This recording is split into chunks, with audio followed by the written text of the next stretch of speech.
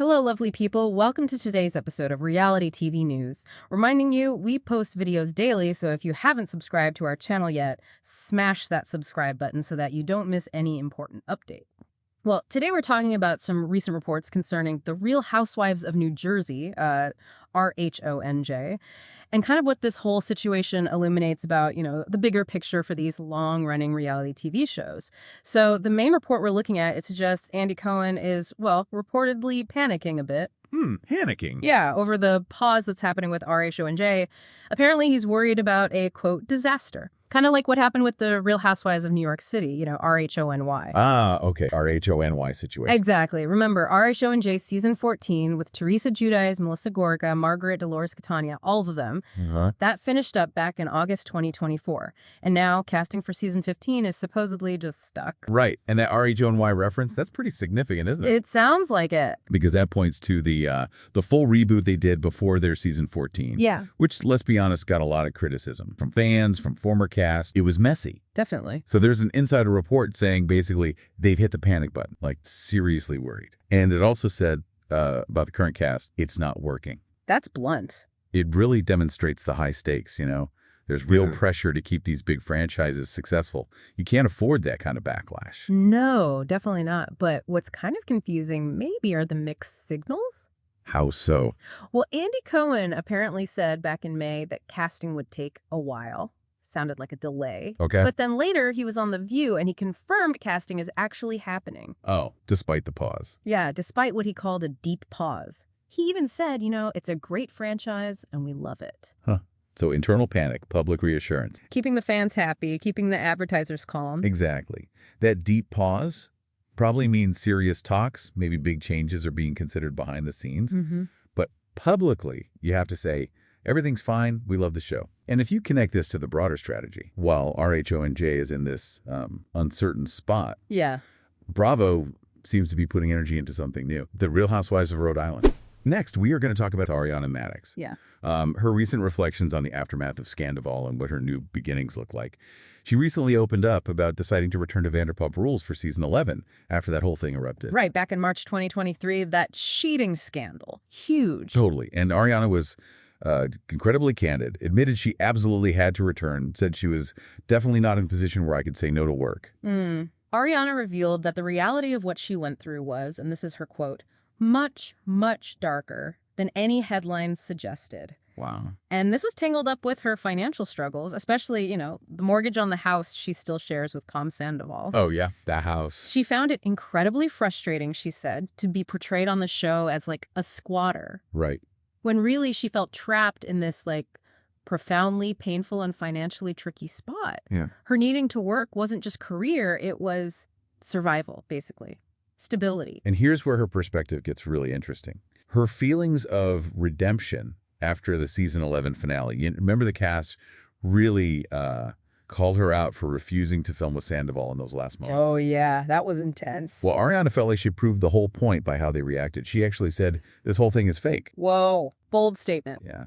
It was a powerful moment, kind of underscored that tension between, real emotion and maybe manufactured drama. She also said showing her genuine reaction to the betrayal and feeling like the cast didn't support her, watching that back was really emotional for her. And speaking of the house with Sandoval, it's worth noting it's still not on the market. And Ariana's stance here, it illustrates a more pragmatic long-term strategy, not just rushing out. She wants things worked out the way they should, and honestly, it's a smart financial move. How so? Well, the longer she holds on to her half, the more equity she builds. So this prolonged shared ownership, despite being awful personally probably, becomes an investment. Okay. Makes sense. Now, beyond Vanderpump Rules, her other Bravo connections are interesting, too. She said she didn't watch The Valley. Or anything on Bravo, she said. Right, and would never do a cameo on The Valley. But she is still close with some people, specifically named Janet Caperna, Kristen Doubt, and Jasmine Good as her closest allies. Especially tight with Janet and Jason Caperna as a couple. Mentioned a trip to Scotland they all took. And her insights into Jax Taylor's treatment of Brittany Cartwright on The Valley, pretty telling. She called what she knew of it horrible. And Jax himself apparently called his own behavior abusive. Right. And Ariana said she was really proud of Brittany for finding her voice, standing up for herself. Good for Brittany. She also touched on James Kennedy's domestic violence arrest, called it awful. but then also pride in Ali Luber for thriving now, being in a better place. It really illuminates that support system they can have away from the show storylines. Definitely. And to wrap up on Ariana, she gave an update on the sandwich shop with Katie Maloney. Something about her. Yeah. Acknowledges the challenges, opening any restaurant comes with a whole set of things that make it hard. For sure. It's tough. But she really emphasized their shared vision and their love for their staff, which kind of depicts their commitment. It's more than just a Bravo thing for them. Indeed. Okay, next update we have about Jessi Ngatikaura from Secret Lives of Mormon Wives. She talked about how reality TV impacts her marriage to Jordan. Everything under a microscope, she said. Yeah, that's a common thing. She said they are working on things and expects season 3 will show more of their, ups and downs. Could be quite an evocative look at their journey. And the main drama in Jessi's story, it's pretty fascinating. It centers on those Marciano-Brunette affair allegations. Right, that whole thing. Initially, Scheana Shay claimed on her podcast that Jessi and Marciano were all over each other, maybe in the same hotel. Okay. But Jessi took this really proactive step. She sent Scheana a 10-minute voice memo. 10 minutes, wow. Yeah. To set the record straight. In this direct approach, it apparently worked. Scheana realized she had a lot of the facts wrong, didn't know certain things, and now they're good now. Interesting. Shows how fast rumors spread, but also how direct talk can fix things in that world. Absolutely. Getting the full story. Jessi also talked about seeing Marciano's allegations play out during filming, said it was so much harder than just hearing about it. Oh, I bet. Seeing how he presented it all. Exactly. And she had strong words about his videos, called them cringy, thinks he's just clout chasing and making himself look bad, saying no one believes him. Okay, so what about the reunion? Jessi said it was really fun, actually, but also super long, which you hear a lot. Yeah, those things go on forever. She mentioned Demi Engelman takes a lot of heat for not being there, and Whitney also got some heat. It kind of illustrates that whole hot seat thing at reunions. Absence definitely doesn't help. And Demi's excuse. Disneyland. Jessi felt that was pretty convenient. Yeah, she believes Demi was there, but the timing missing the reunion despite notice. Jessi saw it as strategically convenient, avoiding the conflict. And reconciling with Demi. Jessi's view gives insight into these reality TV relationships. She could see being civil, cordial, like co-workers. If Demi apologizes, they have to work together. But never her best friend, emphatically. Okay, moving on. Next update we have about Lisa Hochstein from Real Housewives of Miami and her very ongoing, very public feud with Larsa Pippen. Oh, yeah. This one's messy. Lisa is claiming she has receipts, text messages, phone records. So they contradict Larsa's story, especially Larsa saying Lisa was a bad friend for not calling back before filming started. And Lisa's specific points, they really clarify her side. She alleges Larsa wasn't telling her where she was or anything about her relationship with Marcus Jordan for months, which, if true, puts that bad friend claim in a totally different light. Lisa even said she left a party once because of one of Larsa's fake breakups with Marcus. Fake breakups. That's Lisa's take. And it raises that big question. Was Larsa starting a problem for a storyline like Lisa implies? It's a classic reality TV move, right? Create drama for screen time. Definitely happens.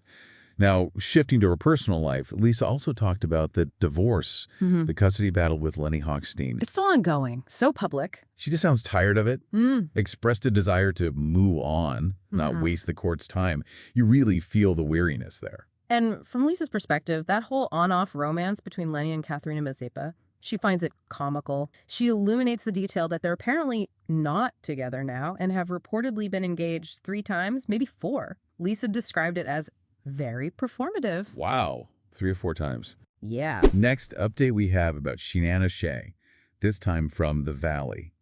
She gave an update on her husband Brock Davies' relationship with his 2 older kids in Australia. Yeah, this is a really sensitive topic for them. Scheana noted Brock isn't currently in contact with them. That's tough. Brock himself, though, was pretty honest on the Valley. After show, he admitted the situation is a direct consequence of my actions, said he respects the kids' readiness, knows they're in a good family environment. So it's on their terms. Exactly. He understands he needs to be ready for reconciliation when they are, acknowledging it's up to them. It shows some maturity, accepting the long-term impact, and that it's a journey. Right. Beyond that, though, they are talking about expanding their family. Brock said he would love to expand this family, wants Summer Moon to have a sibling. He clearly values that bigger family idea. And he also made it super clear how so good things are with his ex-wife, Katie Maloney. Really? After everything? Yeah. Saw her recently, said she looked gorgeous, said she's happy in love and crushing it on her podcast. That's great. And get this, he's met her new boyfriend, Nick Martin. Called him a stud and really charming. No way. Good for them. That's a rare, positive co-parenting ex-spouse dynamic in the Bravo world. Totally. Huge contrast to other stories. Now, his dynamic with Tom Sandoval. Ah, the other Tom. Schwartz says they're in a better place now. Admitted he was very resentful for a long time about their bars, post-scandal. Understandable. But he's actively let that go, he says. Feels they're in a good place again. And just for fun, who did he say he'd date from Bravo? Yeah, he playfully joked about Brittany Cartwright first, then landed on Paige DeZorbo, described her as so hot right now, and said they just laughed the whole time when he saw her recently. Just a lighthearted moment, shows he's having some fun with the public side of things. Good. What about his thoughts on Jax Taylor? Interesting take here. Schwartz doesn't think Jax has fundamentally changed or is cured. But he did credit him for hitting 201 days of sobriety at that point. It's nuanced, right? Acknowledging progress, but suggesting real change is maybe a longer road. Separates behavior change from deep transformation. Exactly. And then he depicted living next door to Jax. Said it's not like stepbrothers at all, despite what you might think. Right. Says Jax is very private, they respect each other's boundaries, called it a whole different version of our friendship. Underscores that what we see isn't always the full picture. True. And finally, his relationship with Lisa Vanderpump. Still strong professionally. He noted they have business together, maintain a really healthy friendship and partnership. Said he checks in with her on a bi-weekly basis. Wow, bi-weekly. Yeah,